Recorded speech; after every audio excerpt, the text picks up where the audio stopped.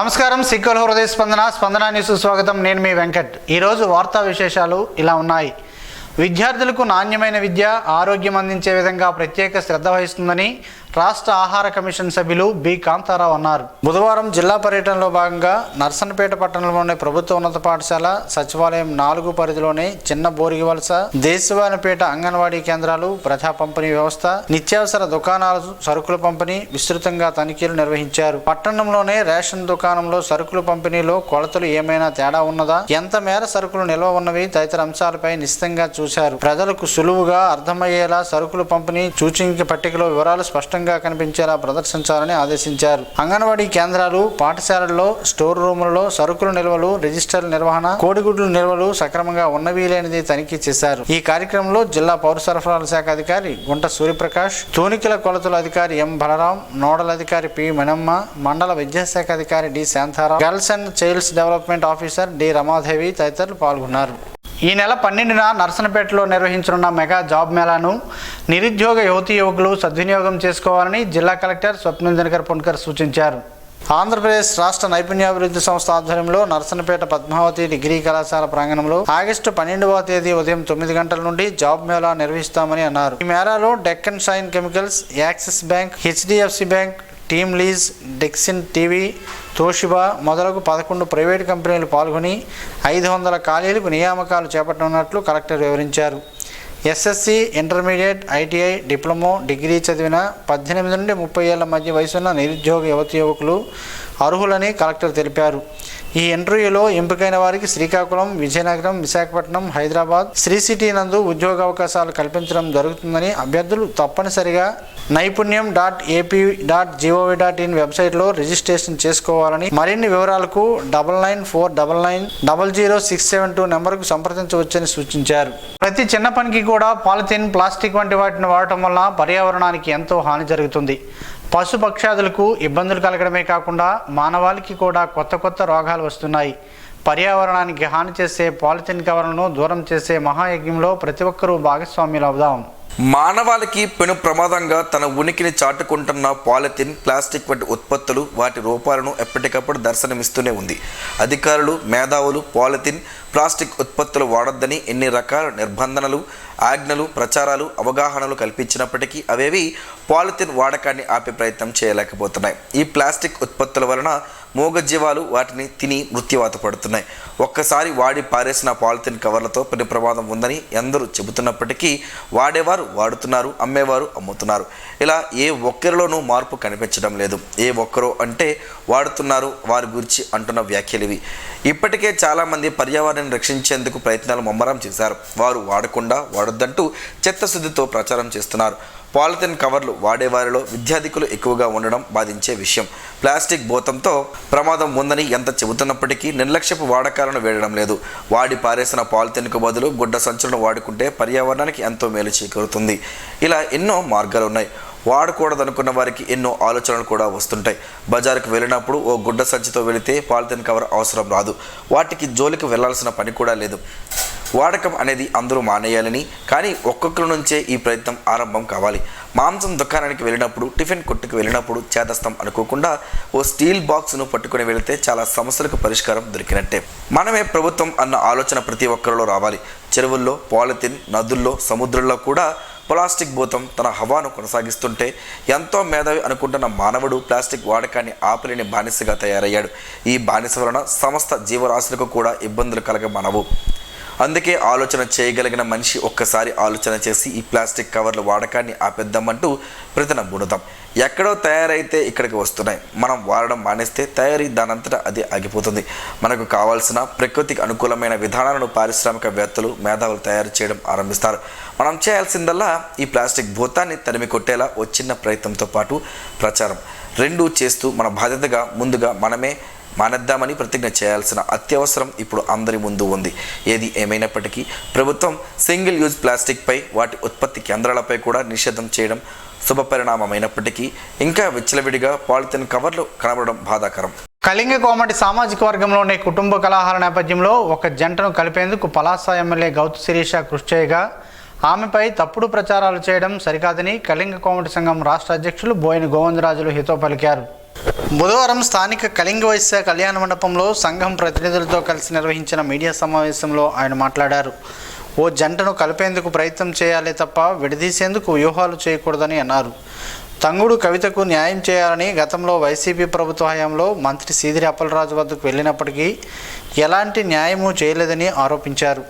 ఇప్పుడు గౌతు శిరీష న్యాయం చేయాలని ప్రయత్నం చేయగా ఆమెపై బుర్ర జల్లే కార్యక్రమాలు వైసీపీ నాయకులు చేయడం ఎంతవరకు సబబని ప్రశ్నించారు. పార్టీ ఫండ్ కోసం 25 లక్షల రూపాయలు అలాగే ఆమెకు 2 కోట్ల రూపాయలు అడిగినట్లు సీదిరి అప్పలరాజు చేసిన వ్యాఖ్యలను తీవ్రంగా ఖండిస్తున్నట్లు తెలిపారు. ఇలాంటి వ్యాఖ్యలు చేయడం సరికాదని వీలైతే ఆ జంటను కలపాలని విజ్ఞప్తి చేశారు. గతంలోనే తంగుడు కవిత భర్త కుటుంబ సభ్యులు 2 కోట్లు ఇస్తామన్నా వారు ఒప్పుకోలేదని భర్తతో కలిసే ఉంటామని చెప్పినట్లు గుర్తు చేశారు. కోరాడ హరగోపాల్ అధ్యక్షతన జరిగిన ఈ సమావేశంలో సంఘం ప్రతినిధులు జామి భీమశంకర్రావు, వెంకటేశ్వరరావు, కోరాడ రమేష్, సూరి, చంద్రశేఖర్, అందవరపు ప్రసాద్, అందవరపు శ్రీనివాస్, పుట్నూరు తులసిరాం, చైతన్య, మణి, పెద్దబాబు తదితరులు ఉన్నారు. ఎచ్చెర్ల ఐఎంఎల్ డిపోను ఎవరి ప్రయోజనాల కోసమో విడదీసి టెక్కలలో కొత్త డిపో ఏర్పాటు చేస్తున్నారో రాష్ట్ర వ్యవసాయ శాఖ మంత్రి కింజరాపు అచ్చెన్నాయుడు సమాధానం చెప్పాలని సిఐటియు జిల్లా ప్రధాన కార్యదర్శి పి తేజేశ్వరరావు డిమాండ్ చేశారు. రాష్ట్ర ప్రభుత్వం టెక్కల డిపో ఏర్పాటు చేయవద్దు, మా డిపోయే మాకు ముద్దు అంటూ చెవిలో పువ్వులు పెట్టుకుని ఎచ్చెర్లలో బుధవారం ఏపీఎస్ బీసీఎల్ డిపో హమాలీలు వినూత్నంగా నిరసన తెలియజేశారు. ఈ సందర్భంగా ఆయన మాట్లాడుతూ రాష్ట్ర ప్రభుత్వం AP state beverages corporation limited Etcherla IML డిపోను విడదీసి టెక్కలలో కొత్త డిపో ఏర్పాటు చేయడం వలన ఎవరికి ప్రయోజనం ఉందని ప్రశ్నించారు. ఎచ్చెర్లలో 100 మంది దళిత కుటుంబాలకు చెందిన 4 ఎకరాల భూములను ఎటువంటి నష్టపరిహారం ఇవ్వకుండా 1986లో రాష్ట్ర ప్రభుత్వం తీసుకుని దళిత కుటుంబాల వారికి హమాలీలుగా ఉపాధి కల్పించారని అన్నారు. అప్పటి నుంచి ఇప్పటి వరకు ఐఎంఎల్ డిపోలో 80 మంది హమాలీలుగా లోడింగ్, అన్లోడింగ్ పనులు పనిచేస్తూ రోజువారీ వచ్చే ఆదాయంపైనే 350 కుటుంబాలు ఆధారపడి జీవనం సాగిస్తున్నాయని అన్నారు. ఒక డిపోగా కొనసాగుతున్న దాన్ని విడగొట్టి ఇప్పుడు కొత్తగా మరో డిపో ఏర్పాటు వలన ప్రజలకు ఏమైనా ప్రయోజనం ఉందా అని ప్రశ్నించారు. ఈ కార్యక్రమంలో ఏపీఎస్ బీసీఎల్ హమాలీస్ యూనియన్ నాయకులు దుప్పాడ బంగారాజు, టీటీ రామారావు, నిడిగంట్ల రమణ, గజని శ్రీనివాసరావు, లండ సీతారాం, లింగాల రాము, సొంట్యాన శ్రీనివాసరావు, నవిరి సురేష్ తదితరులు పాల్గొన్నారు.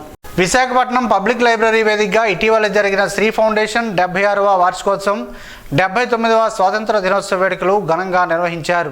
దేశం నలుమూలల నుంచి విచ్చేసిన ఆయా రంగాలలో ఉన్న ప్రముఖులు, విశిష్ట అతిథులు తన ప్రసంగాల్లో శ్రీ ఫౌండేషన్ సేవా మార్గాన్ని కొనియాడారు. ఈ వేడుకలలో శ్రీకాకుళం జిల్లా బూర్జి మండలం ఒబివాడ వెంకంపేట గ్రామానికి చెందిన ప్రముఖ సైకాలజిస్ట్ బుడుమూరు సూర్యారావుకి ఆయా రంగాల్లో చేసిన సేవలకు గుర్తింపుగా సంస్థ నిర్వాహకులు శ్రీ ఫౌండేషన్ చైర్మన్ బగాది శ్రీరామ్మూర్తి, ముఖ్య అతిథి Nelli Gurudevji, Krishna college principal CEO Shri Shivashankar, psychologist సూర్యారావుకి మెమోంటో సర్టిఫికేట్ అందజేసి దుస్సాలువతో సత్కరించారు. సైకాలజిస్ట్ సూర్యారావు కౌన్సిలింగ్ క్లాసులు నిర్వహిస్తూ కళాశాలలో, స్కూల్స్లో విద్యార్థులకు సెల్ ఫోన్, టీవీ, మాదక ద్రవ్యాలు, జోదం, మద్యం, మత్తు పదార్థాల నుండి విముక్తి చేయడం, సోషల్ మీడియా, బెట్టింగ్ యాప్లపై అవగాహన సదస్సు నిర్వహించడం, మహిళలకు శక్తి యాప్పై అవగాహన కల్పించడం ద్వారా విద్యార్థులను ఉత్తమమైన పౌరులుగా తీర్చిదిద్దడంలో ఆయన కృషి ఎనలేనిదని నిర్వాహకులు కొనియాడారు.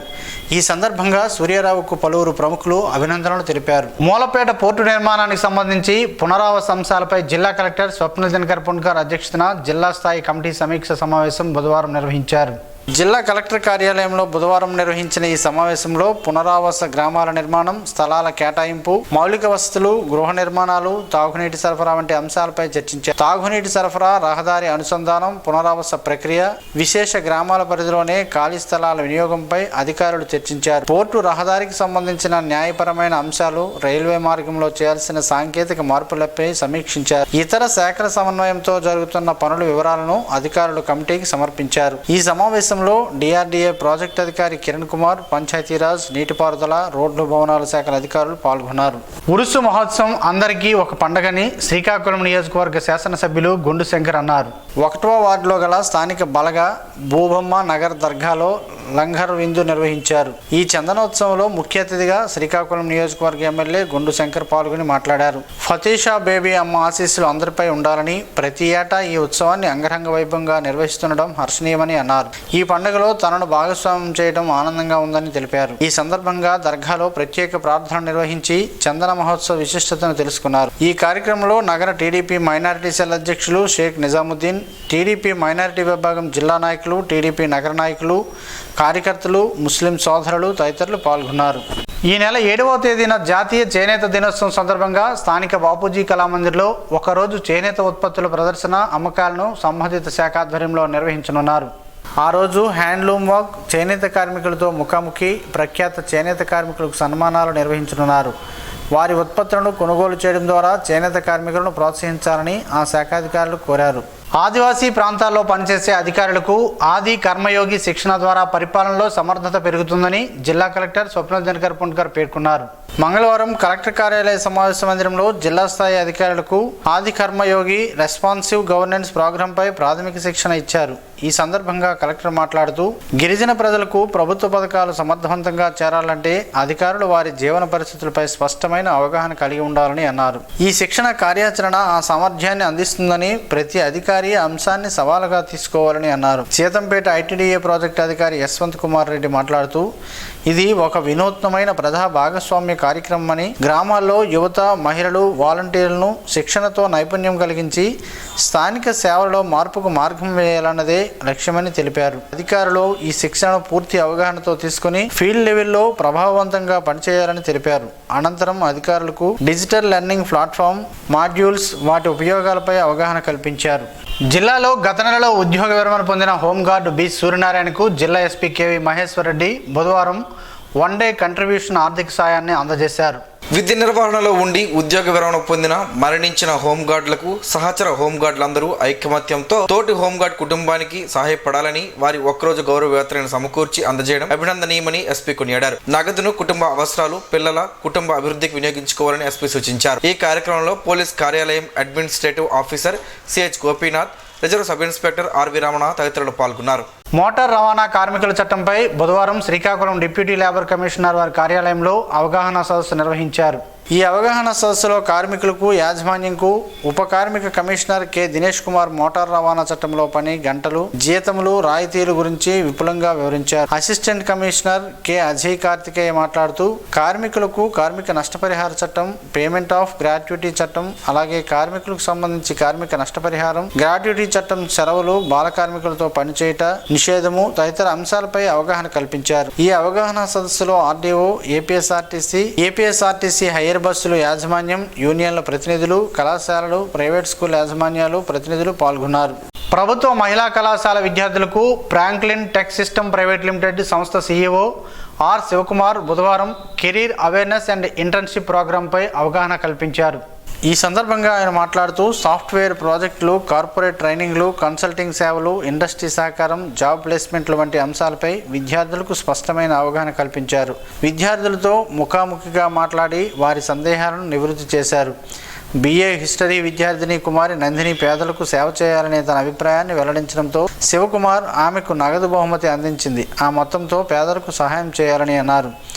ఈ కార్యక్రమానికి అధ్యక్షత వహించి కళాశాల ప్రిన్సిపాల్ డాక్టర్ కె సూర్యచంద్రరావు మాట్లాడుతూ, ఇలాంటి అవగాహన కార్యక్రమాలు విద్యార్థుల భవిష్యత్తుకు మార్గదర్శిగా నిలవాలని, విద్యార్థులు వాటిని వినియోగించుకోవాలని ఆకాంక్షించారు. ఈ కార్యక్రమంలో భాగంగా కళాశాల Franklin tech system private limited సంస్థ మధ్య MOU కుదిరింది.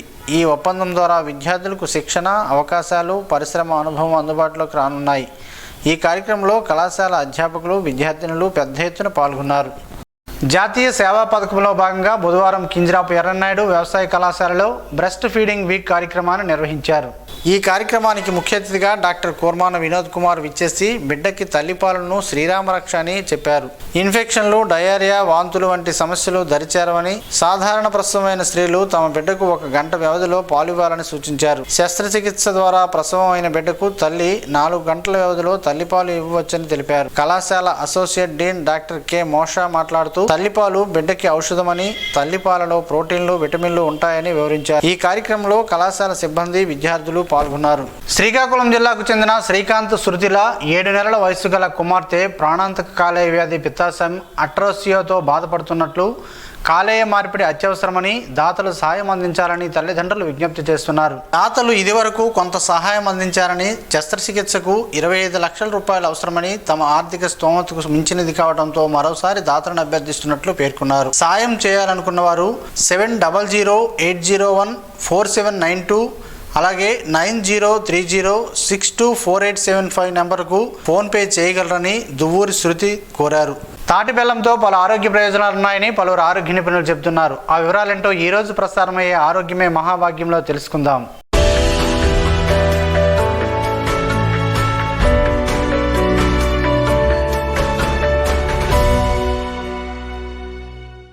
తాటి బెల్లంలో అవసరమైన ఖనిజాలు సమృద్ధిగా ఉంటాయి. కొన్ని అధ్యయనాల ప్రకారం ఇది చక్కెర కంటే 60 రెట్లు ఎక్కువ ఖనిజాలు కలిగి ఉంది. అలాగే ఖనిజాలతో పాటు అనేక విటమిన్లు దీనిలో లభిస్తుంది. తాటి బెల్లంలో దేవుడు ప్రసాదం సహజసిద్ధమైన తీపి బెల్లం కూడా అని చెప్పుకోవచ్చు.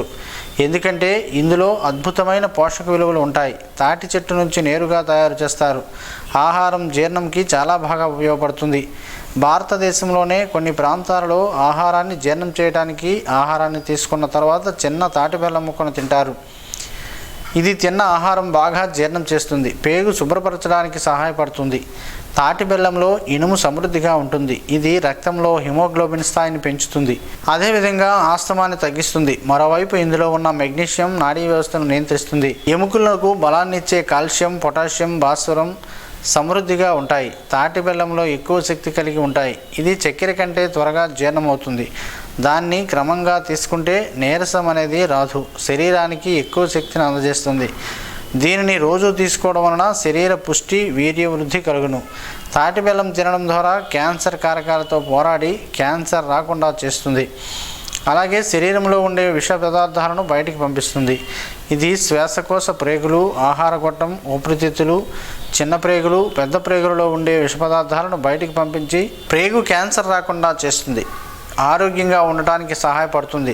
తాటి బెల్లంలో ఫైబర్లు ఎక్కువగా ఉండటంతో మలబద్ధకమును నివారిస్తుంది. అజీర్తి చికిత్సకు సహాయపడతాయని ఆయుర్వేద నిపుణులు చెబుతున్నారు. శరీరంలో హానికర టాక్సిన్ బయటికి పంపిస్తుంది. ఆయుర్వేద నిపుణులు గోరువెచ్చని నీటిలో తాటి బెల్లం కలుపుకొని తాగడం వలన జలుబు, దగ్గు నివారించబడుతుంది. మైగ్రేన్, తలనొప్పి చాలా బాధాకరమైనది. ఒక్క సహజ ఔషధ కంటెంట్ ఈ నొప్పిని తగ్గిస్తుంది.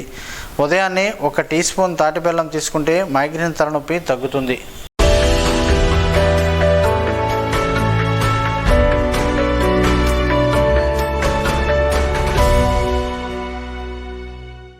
ఈరోజు వార్తల్లో ఒక మంచి మాటను విందాం, ఆచరిద్దాం. సమాజ శ్రేయస్సును కాంక్షిస్తున్న మహనీయుల మాటల్లో నుంచి ఈరోజు. జీవనం గమనం గమ్యం. ఋషి చింతన. ప్రారంభం కంటే ముగింపు చాలా కష్టం. ప్రారంభం తపనతో మొదలగును, ముగింపు త్యాగంతో ముగించాలి. ఆకలికి ఉపశమనమే లేదు, అనుభూతికి ఉనికే లేదు. ఓం శ్రీ గాయత్ర్యై నమః. స్పందన న్యూస్ ఇప్పుడు యూట్యూబ్లో అందుబాటులో ఉంచడమైనది. SDV స్పేస్ స్పందన అని టైప్ చేసి ప్రేక్షకులు తమకు అనుకూలమైన సమయంలో న్యూస్ను వీక్షించగలరు. ఈ వార్తలు ఇంతటితో సమాప్తం. మరలా ప్రసారమయ్యే స్పందన న్యూస్లో కలుద్దాం. అంతవరకు సెలవు. నమస్కారం. మీ మాటే మా బాట.